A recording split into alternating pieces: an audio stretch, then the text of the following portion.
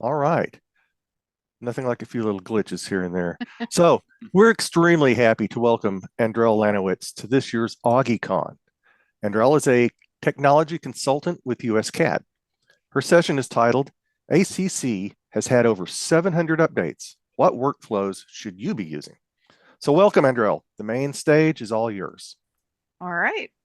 Hi, everyone. I am going to go ahead and get my screen shared. There we go. So hopefully everyone can see the my title screen there. So as was mentioned, this is ACC has had over 700 updates, but since I put this proposal in, it is now 750 updates. So I'm going to do my best to highlight the ones that I think have made the biggest impact on the system and impacted direct usability for both the design and the construction side. So with that, again, I'm Andrell Laniewicz, technology consultant with US CAD and our cons company.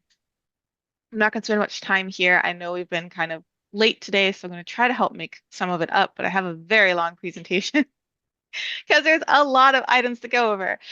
So again, we're going to go over a very brief overview of ACC, and then I've broken down the updates by focus area. So I've got the administrative pieces, which is both account and project admin in one area, docs, which is the foundation of everything. And then from there, I've added on the design collaboration and model coordination, build, cost management, and then I'm going to end with the resources so that you can stay up to date yourselves as well. Okay. So with our overview here, the Autodesk Construction Cloud is designed to be a full project lifecycle. Autodesk is working on the end portion and the beginning portion and getting those combined with the Construction Cloud. It is one of their big focuses right now. So it's pretty interesting, but these are all the different tools and what they can do. Um, this PowerPoint, this presentation will be available later if you want to look more in depth at it. Um, but I want to go over the Autodesk Construction Cloud's timeline. Before I do that, I want to take a moment and let everybody know that when I say the Autodesk Construction Cloud, most people know I'm talking about this current platform, this new platform. It is technically called the Unified Platform. So when somebody says BIM 360, when you go log in on the BIM 360 screen at the top, it still says Autodesk Construction Cloud. So it is still technically underneath the Autodesk Construction Cloud umbrella. And this is evidenced by how the administration crosses over between them. So even though I'm saying the Autodesk Construction Cloud, I am specifically talking about this unified platform. So with that, welcome, introducing the unified platform. It was born in 2021, almost exactly 4 years ago, right now. So it was kind of taking PlanGrid and BIM 360 and putting them together. In that same year, they added Autodesk added Autodesk Takeoff. They added the schedule tool and they introduced ISO 19650 at the same time as several security enhancements and features there. And those numbers kind of got mixed up at one point for people who were new to the platform. So there is both a security protocol number and an ISO number that it works with. In 2022, Autodesk did a lot of data focus. So there was an enhancement to the submittal workflows. There's a lot of work done on dashboards for your data analytics, and they acquired and started integrating ProEst, which is a pre-con tool. In 2023, we move on to adding asset tracking on both sheets and models. So not just the list that we had before, but now we can tie it to sheets and model objects. Autodesk brought in AutoSpecs. So this was from their acquisition of Pipe. So Pipe AutoSpecs is now AutoSpecs here, and Pipe Closeout is part of Handover, which you'll see in just a moment. They brought in Building Connected Pro, which is another pre-con tool, EC3, which is a carbon calculator. The C3 is because there's three C's in a row. They added the correspondence tool, which is your project email, basically management system there. And they added document editor to submittals. And that's where I think submittals kind of stepped up their game and changed to a very healthy workflow. In 2024, this was the year of enhancements. So we got specifications added in there so that you could view specs more easily than you could just in files. We got object table and colors and model coordination, which enhanced model coordination to the point where, as you'll see, I'll take it head to head with Navisworks Manage. We got markup stamps. And I don't mean the stamps that you get in the submittal, right? We've had those since the beginning. This is an actual stamp editor that you can do in files and on sheets to stamp those. They added Insight Builder, um, the large model viewer, which makes it very fast. They added the plan tool that's underneath schedule. And this is where they brought in handover. So as I mentioned, auto specs and then handover, parts of pipe that they brought into the ACC ecosystem. This year so far, they focused a lot on member management, some automation with drawing extraction, and as was previously mentioned, with approach to AI and how you feel about that, Autodesk announced and implemented the first part of their AI, which they are now calling Autodesk Assistant. It works specifically with your submittals, even though the button appears in the RFI module, it doesn't work there. It just searches your submittals currently, so that kind of tells me where they're going with that. All right. And then the future, so what Autodesk is planning for is getting that Forma integration. So you know how I mentioned on the previous slide, it's end to end, right? So this pre-construction, this planning solution, that's Forma. That's one of the things that's getting ready to come into the ACC ecosystem. Okay, so what admin updates do we have? Both account and project. So let's start with some base improvements here. We can now manage the license source. So what that means is if one of your users is getting a license from an external company and you can't figure out who's giving them that license, you can override the license with one of your own. So you don't have to worry about that user losing access because whoever gave them the license finally cleaned their stuff up, right? You can see the project members. So see that the projects that members are on. I know that's kind of like a a bit of a joined word there almost, but you can see the projects that members are on, including the role, the access level, and the products that are active for them on that project. You can see the roles and companies, including the products based on it. So for example, here, when you click out and you click on the project member, right? You can see there's the projects. This is the role. If you keep scrolling over, you'd see their access level and products, and then roles and companies for each one. So being able to see this was its own piece, and then they've expanded on that. You now have starting templates, so you don't have to build a template from scratch. You can turn on and off products and tools per user. So for those of you who are using Build, but let's say you're not tracking submittals in there on the design side, particularly, you can turn off parts of it so that your users don't even see it in their list on the left-hand side. There's a new permission called Standards Admin, and we get to go on a small journey here for me. For those of you who don't know much about the Autodesk Construction Cloud, I like to explain it because I grew up with King Arthur, so I explain it using some medieval terminology here. But basically, how I explain this is your hub for your company is your kingdom. Whoever is an account admin, they are the kings and queens of that kingdom. They can do anything they want in that kingdom. In that kingdom, you have your own projects or castles, and each castle has an admin. They're a lord or a lady of that castle. They can do whatever they want in that castle. Project members are invited to that castle for like an event, right? But each room has to be unlocked for them, and what they can do in that room is tightly controlled. There's still that entry area, that landing space, the foyer, the main entry space whenever you come into a home or a castle. That is kind of what I equate to the areas that are unlocked for everyone. So this standards admin, what it lets you do is it lets you give somebody the ability to help you edit your standards. So I kind of call this your kingdom's architect. So they help you design what the castle looks like. So your project template, they help you with those blueprints.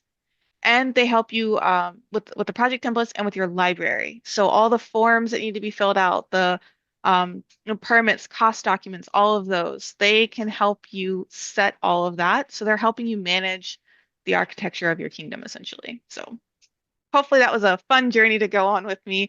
But that's what the standards admin does. They have access to project template and your library only.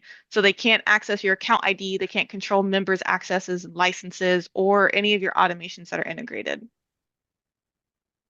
And you can automatically turn off products in a project, sorry, turn on products in a project for the creator.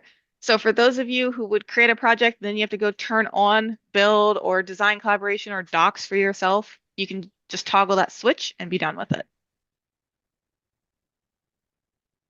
So you know how I said the Autodesk Construction Cloud still exists when you're in the BIM 360 side? That's the tag I'm talking about. And how we know this, how they're connected is because we still have to go to BIM 360 to manage some things at the account level. So what is still managed there? Adding your account and project image and the admin activity log here. Those are the two main things that don't exist elsewhere. However, if you want to create new project types or business units, that has to also be managed through this. That translates to pretty much nowhere else, maybe in some of your data analytics, but you can't filter by it or see it on the unified side at all. So back even a year ago, that list was longer. At the very beginning, we still had to manage all of our companies and roles over here, so it's come quite a ways. The library was introduced, so you heard me talk about that when I was explaining the standards admin. But the library on the BIM Collaborate side, this is your content catalog, which is when Autodesk acquired Unify and put it up on ACC. Your parameters. So this is cloud management of your Revit parameters. So you don't have to have a shared parameters file that people copy down and edit, and everybody's got all these different things. They can make an edit to a formula, send it up to the cloud for you to approve and manage and let other people use. So that way the parameters are managed individually, and so therefore they're all up to date, always up to date if you pull it from the cloud. Anybody who makes edits can also send it back up. Meetings, you can currently only templatize or set up series and topics only. On the build side, we get cost management, so we can put our cost documents in there, and we have forms. This all your forms, sending it to projects and templates. The caveat to this, though, is if you manage your forms at the account level, your forms can only be edited at the account level, which is again why that standards admin role is so helpful. On the project admin side, if you have build, you now get handover, which is a little bit different than the as-built exporter. There's some different settings in there. You get the activity tracker now. You can only look at it 30 days at a time, and not quite everything is listed in there, but it is exportable. Notifications. ACC gives you notification fatigue, email fatigue. I have a filter designed to pull out most of these notifications.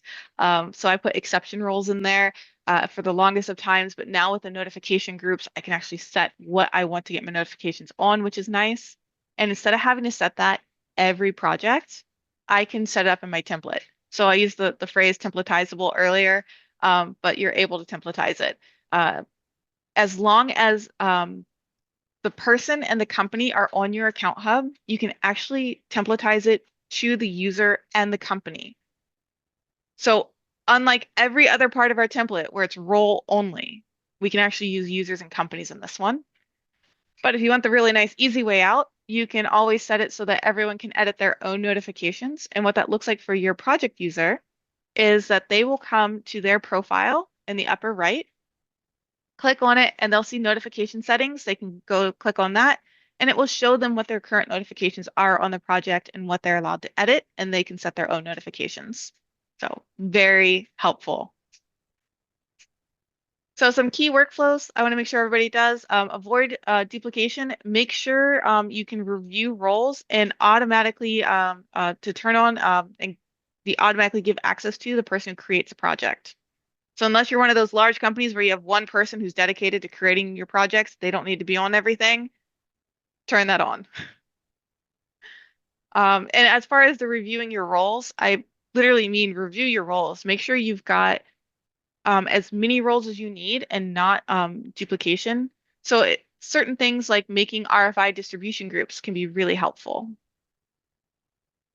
So that's that automatically turn on and give access setting right there, by the way. Make sure to reduce your workload by getting those standards admins, having them help you in the library, have them help you with your project template. And the API will now allow for mass importing and editing of members. So if you do have a lot or you're looking for help managing that, that is an option that we can look at. And make sure in project handover, you verify your submittal types to use that most effectively. You set in your project admin, you set the submittal types as they get grouped into certain areas for that handover. So make sure that those types are up to date. Upcoming updates on the account side, we've got the ability to bulk archive in our library. Members, so you can view which account members are assigned to each role and which projects they're involved in. That was actually released early. It was not supposed to come out until this May 20th update, but it's out now, which is why you saw it earlier. With Bridge, while admins can establish bridged projects currently, they can now set it between their own projects and reduce redundancy. So what I mean by that is for the bridge projects, and I talk about bridge in a little bit, right now to bridge to another project, you send an email invite to the person who's on that project to accept it and connect everything. So if it's your project, you're emailing yourself, right? That's just an extra step there. So now you can just, if you're an admin on both projects, you can just establish that connection without needing that extra step of waiting for the email, clicking, choosing the project you want to connect. So nice little feature there. And then data across regions will gain a connection with your as-builts. So that means North America, EMEA, all the different hubs. Australia, I think, now has one too. Um, that's exciting news for some of our globalization connections. With document management, some of the base upgrades here, you can scan for duplicate files as a project admin. That is hidden in the More menu, or sorry, in the Settings menu under Document Management. So when I'm in Files and Build and I go to my settings, it's not there. I go to Docs, I go to my Files tool, I click the settings, it's there. So do be mindful of that. It's only on the document management side. So when you go in there to scan for duplicates, you get to choose the folder to scan, attributes that you want to compare, and how you want that report. One thing to note about that though is if you have a file with the same name and it's a Word doc and you have one, so it's a .docx and then a .pdf, it's not going to count that as the same file. It's going to assume you have a copy for a reason. So file extension is included in that. Um, there is extract pages and attributes. So you can actually set up your title block templates here.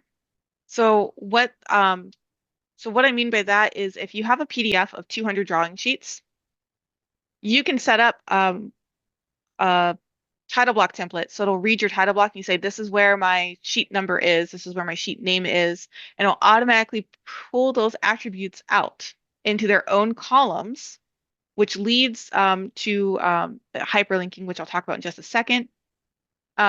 With reviews, the process is enhanced, so you can restart your review process instead of needing to void it. So for any of my designers out there who looked at this, you can now restart it and therefore change the file that you're looking at as you get comments, feedbacks, and updates throughout the process, which is really nice.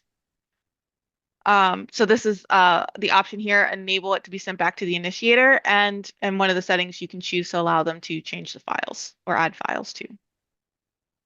With transmittal tracking, you can see who viewed and who downloaded it, including external stakeholders. Fair warning there, the external stakeholders will have to go through a verification process. So it almost looks like it's trying to kind of like mine your name and your email address and your company name, but it's legitimate. I've done it, I've gone through it as an end user. You can search PDF contents now. So back in the day, we could only search PDF contents on sheets. Now we can do it in file PDFs. You can now save the search and filter settings when you go to search your files. And you can get a thumbnail tag for new and updated. So for those of you who don't know, when we log into Docs, we see it like a detail list. And if we change our view, like we're in our File Explorer on Windows and we change it to thumbnail, we have that option here too. And what it'll do is it gives you a thumbnail preview and a little tag that'll say if a file's new or updated since last time you came and looked at it. So new tools, the hyperlinking is going to be in here. Oh, sorry. There's a quick question in Q&A. For employees that are no longer with the company, is there a recommended workflow for removing members from multiple projects at once, or should the employee remain in the project and just have their account set to inactive? Um, that's a really good question. So right now, most areas have it to where it'll have the person's name and a tag afterwards that says former member, but there are a handful of tools where it just replaces their entire name with former member. So I'm currently of the opinion that you should make them inactive. And another part of this is you can turn off their access. So you can leave them in a project and turn off their access, their permissions, remove them down, um, and even turn off different products so that way you can still kind of keep that audit trail a bit. So hopefully that helps a little. See, new tools, packages. I'm going to talk about packages in a minute, but we now have packages. The automatic hyperlinks. So now that we can extract those attributes from our PDF and we can extract all the pages, we can take that 200-page PDF, right? So we've got one file, it's got 200 pages, we extract it out. Now we have 201 files because we still have the original one package together. You can then turn on automatic hyperlinking for that folder, and it will use the attributes, scan the PDF content, and make some of those hyperlinks for you. Now, I've only got to test this on a quick 3-page piece, so I haven't tested it on a really full set. So I don't know any of the hiccups there yet for any of the larger stuff. It is brand new. Bridging is a new tool, and I have a diagram to talk about bridging in a moment. When you use the issues in your 3D viewer, it will now take a screenshot, a thumbnail here. And you can actually click on this and you can mark it up. So you can do red lines here with markups that will only appear in the photo, and the issue is only seen by the people who have permission to see that issue. So you can have your kind of private markups of redlining what needs to be fixed. You have 2D and 3D view alignment. So in your 3D viewer, you can now overlay 2D views and see those. Specifications, you can now view and manage specs. You cannot edit them. And again, there's the Autodesk Assistant in there. It just gives you a PDF viewer that you can search for, and everything's broken down by spec sections. That's available in Docs as well as Build.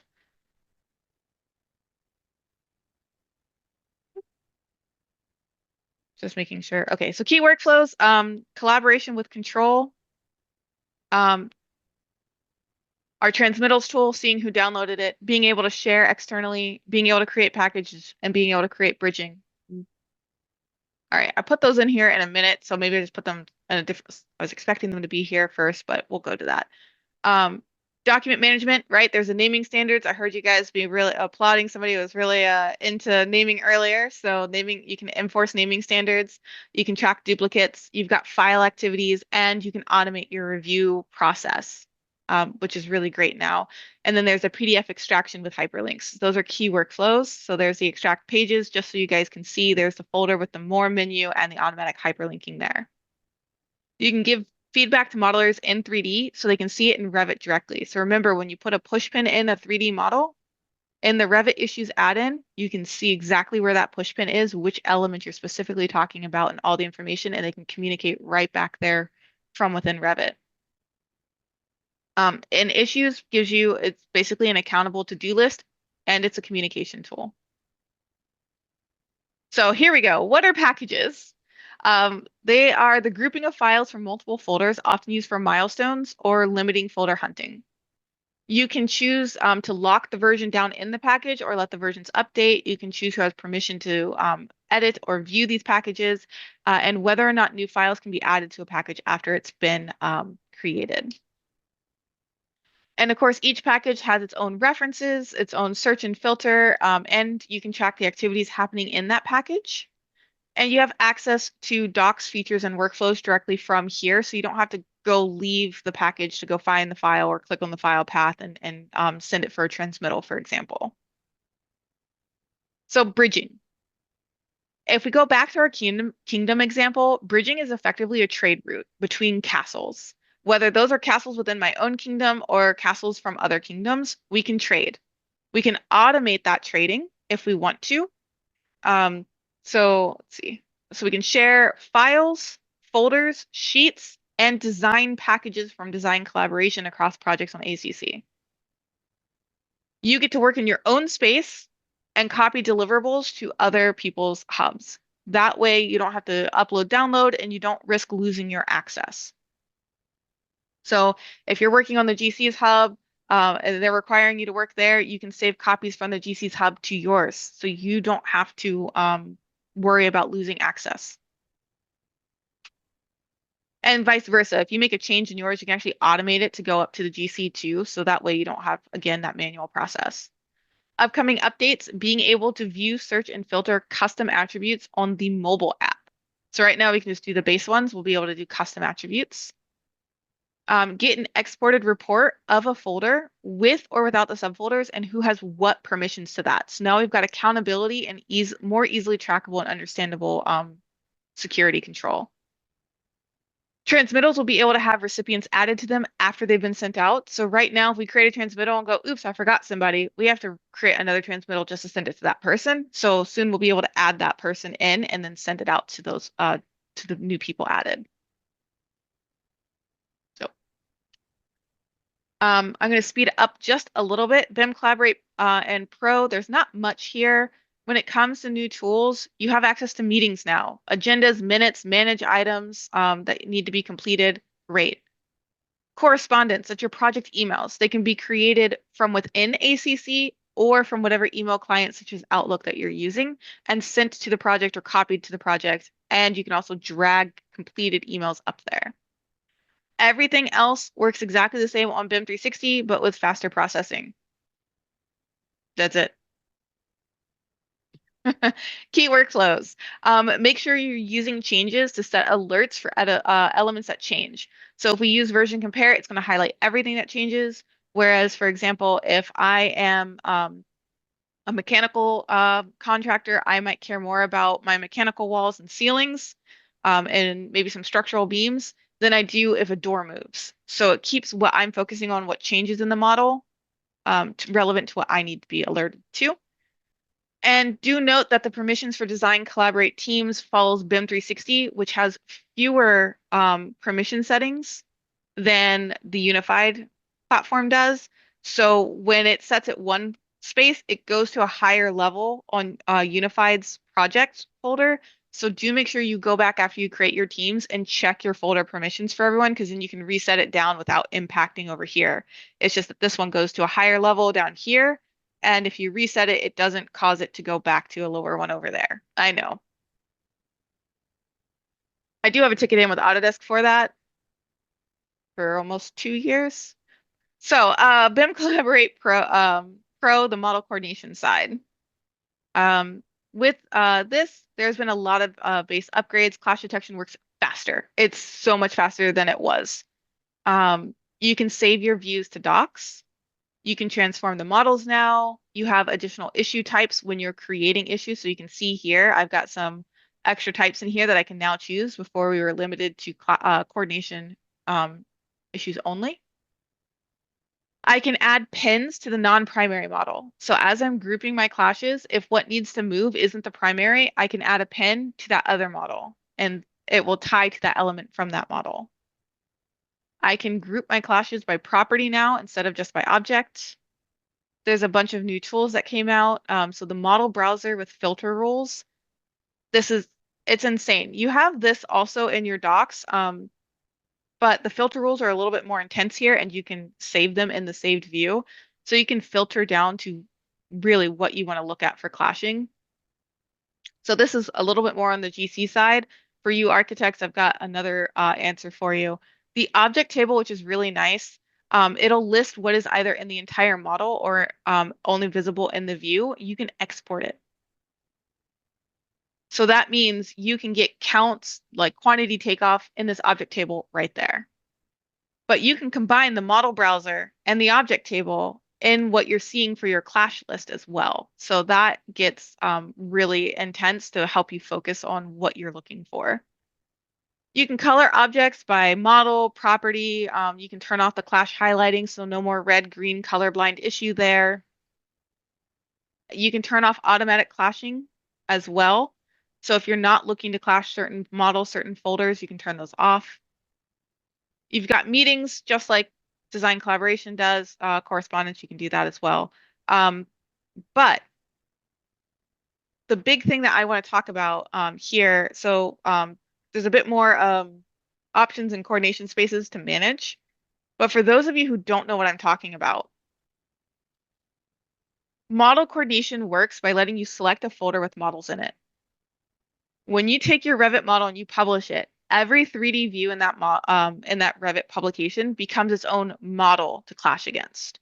So you can set this up pretty interestingly, and then therefore you have your clash view and you can turn off those other models in that folder. And it just makes it so much easier to coordinate with, say, your live design models. You don't have to copy them elsewhere. You don't have to manage a separate folder. And because you can start to filter by what you're seeing in your in the actual viewer to your clash list, you can start to focus on what's important, right?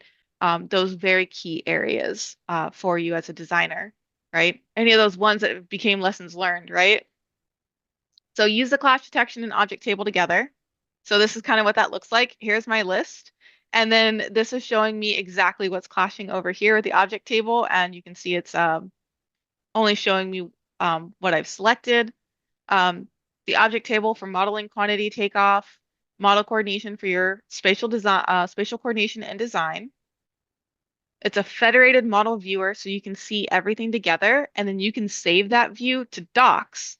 So based on the folder permission to where you save that, everybody else can see that federated model as well.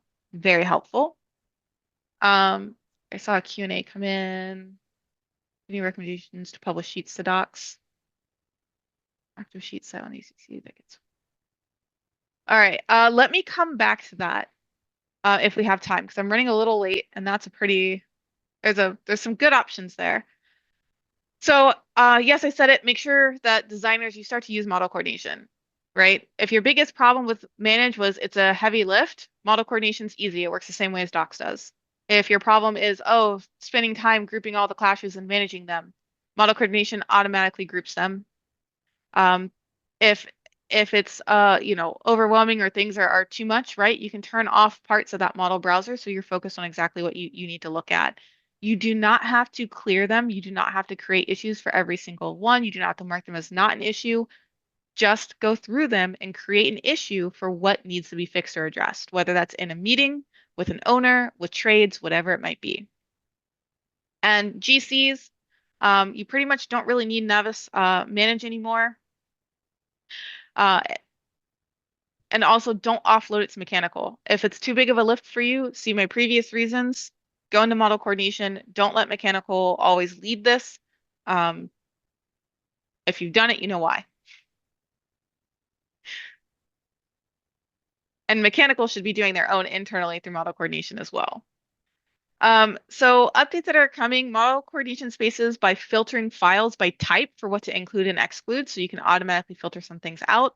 And you can set a level offset. So right now we can splice down to that level, right? Seeing between level 1 and then the ceiling height of level 1, because if we have level 1 ceiling in there, it's going to slice our model there.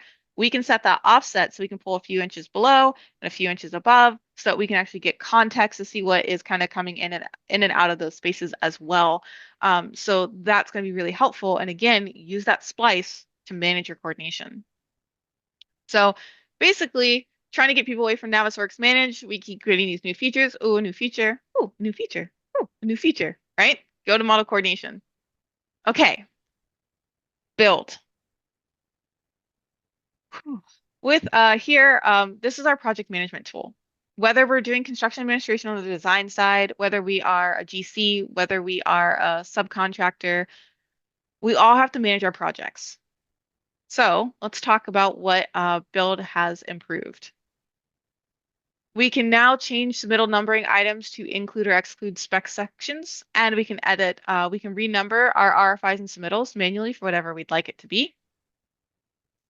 RFIs can now have up to 10 reviewers, internal or external. So what I mean by that is there's that assign to email button. That assigned email has improved over time for those of you who tested it, even just a year. I keep saying a year ago, but really, it's a year, about a year ago. A change came, things buttoned up, and then our last update, or two updates ago, we had a really great improvement with how it packages up some of the attachments in here and emails out this RFI. You get the email, you reply to it, that response comes back into the RFI. Submittals can now be grouped by packages on the item page.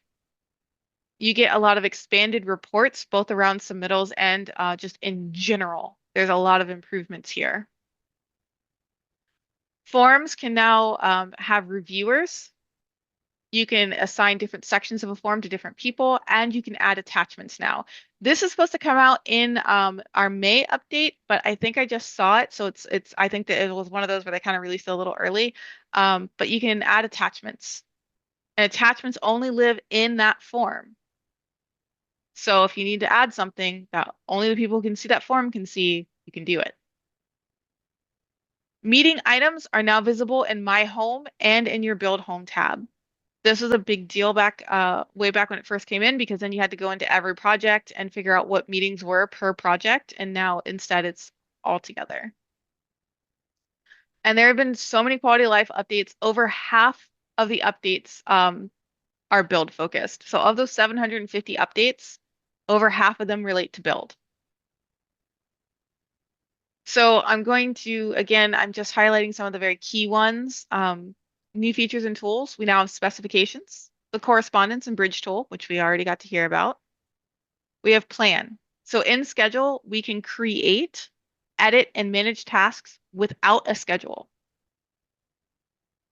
So my subcontractors and my designers should perk up at that. We don't need a huge schedule or the schedule from the GC to be able to manage what we're doing. We can create our own little plan and manage either our little pieces, or tip here, you can create a project that is for your company and use plan for your resources in your company and who's working on which projects, which phases they're at, how far along they are, so you can do some visual resource management there. You can export these plan tasks into an Excel file as well. And pay attention for the update coming out this in May. Assets now has systems, so you can create a group of assets or take a group of assets into a system, and the system has its own status set and its own references. You can track assets on sheets now, and you can view assets in the 3D model with the status, color, and detail. So what all of this means is for mechanical, for example, if you're connecting your outside HVAC unit through your VAV to your diffusers and your spools in between all of that, and each one of those is an asset, absolutely. But not each one of those is going to get a performance test for airflow, because airflow doesn't go through just a standalone spool. So you can use the system to connect our supply air line level 1 here, right? And each one of those systems can be status checked and assign those forms, the sign-offs, all of that together, which is really helpful. Submittals now has a document editor, so you can actually edit the submittals in there, including adding pages, extracting pages, adding blank pages, reordering the pages. So for those of you who looked at submittals before, you can reorder them. Very helpful. Both files and sheets now has a stamp. So submittals before used to be the only place that had a stamp. Now you can actually create your own stamp in files and in sheets, and you can use these various templates and create a stamp for have these been approved, have these been signed off, whatever status that they are, you can use those stamps instead of the full formal review process in submittals. Sheets now has collections, and this is very big for me. A lot of people explain this where it's basically if we have a job site that has multiple buildings, like think like a university, right? And we have, or a main building with a parking garage, it's all one project, and they happen to have the same sheet number, like structure 101. They're going to overwrite each other. So collections allows you in the same project to separate out those drawing lists. Great. But I propose using collections where you have and not every milestone, but you have your design and you use your version sets from your milestones. And then once you do IFC, you create the IFC collection. So then your contractors, subcontractors, people in the field only pay attention to the changes that have been since it's been issued for construction. So very helpful there. And then Insight Builder is basically something that came out. It's Power BI Lite. It's what you see over here. So you can see like issues by root cause at a project level. You can see it at the account level, the open issues by assignment and so forth. Key workflows here, assets. You can take your assets to connect to forms, whether it's inspections or anything. Submittals. So your submittal for those assets. Any photos of with that asset, any issues that have happened, any RFIs around it, you can keep it all in one place. And that asset can be a specific piece of equipment. It can be an entire room. I have a concrete client that uses it for their pours. And so they track and they take all the photos showing, all the rebar in place and anything that's gone wrong, just all of it. They tie it even to the schedule. So when the schedule gets delayed, they can immediately see in their asset something's changed. So it's pretty great. Use correspondence to reference what you're being talked about so you don't lose any context around those items. With reports, make sure you're automating those reports of upcoming overdue issues, RFIs, and anything else that you need to work on. With plan, there's that resource planning at a macro or micro level. Very helpful. And finally, bridge, make sure to keep your data in your own hub for posterity. Whether you end up facing litigation, whether you end up losing access to a project, just make your data is your data. You need it. Okay, so really quick overview workflow of an issue to an RFI. So we can now create an RFI from an issue and it pulls some of that data forward, which is pretty neat. But I just really want to say, basically, let's say we find an issue, whether it's in review or the field. We create the issue stamp, that's that little push pin. We add photos, submittals, any other context we need to. We can create that RFI from the issue. We can send that RFI externally if we need to. Basically, we're managing our own RFI log and we can send it to the project manager to manage that automatically through the reports tool. The RFI is reviewed in the meeting minutes. So in your meeting minutes with the meetings tool, you associate that item with an RFI. The RFI is answered. You issue an ASI. You compare the sheets to do the version compare from what was there to what is now and see if the issue's been resolved. If so, you can close it and then compare what's changed and see if there's anything new. Start it all over again. Bonus parts here, you can still reference all of this through email. So if you are emailing about it on the side, you can reference it. You can make markups on the sheet as well and reference that to the RFI. You can reference specs or submittals, and you can use your dashboard analysis for the issues, for your RFI types, for your root causes, how many are open, how long does it take to close. Just all of that data helps you have a better way to turn your ship, right? You can see something wrong, turn everything sooner, prevent it the next time potentially, things like that. So, and no more making decisions kind of at risk, right? Where you're like, oh, I don't quite have all this information and I don't know where to track it all down. If you click in the RFI, there's everything, all the emails associated with it, issues, photo, it's all right there. Okay, upcoming updates. Correspondence, advanced permissions for viewing and managing. You can add subtopics and meeting minutes now instead of just topics. Submittals will have a pending action display field, so it'll be a whole column. It'll say who's who's the submittal's waiting for action from. RFIs are going to have additional filters and fields and references and mobile enhancements. Now you'll be able to import a task list in schedule from Excel. So we can import an Excel file into schedule, create a plan from that, edit our plan, export that back as an Excel.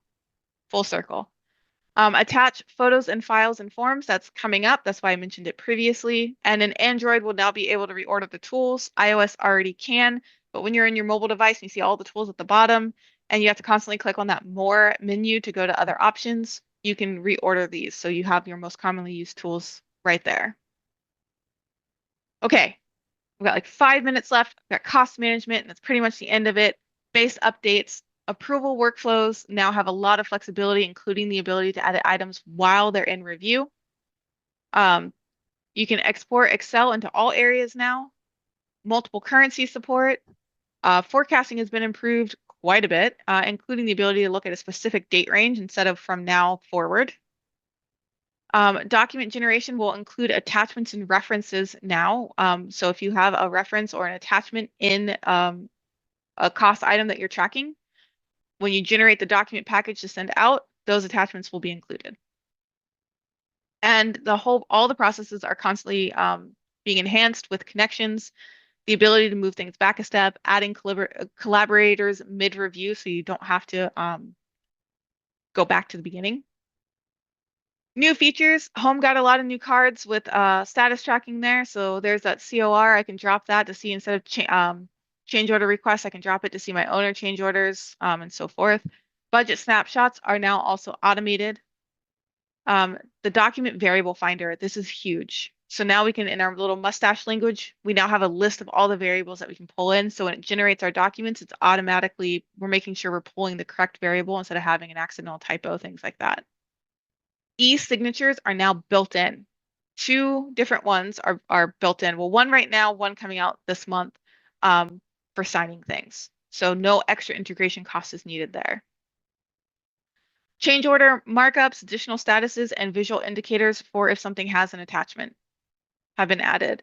Power BI KPI templates, so key performance index templates around cost, tying that to clashes, tying it to schedule, all of that.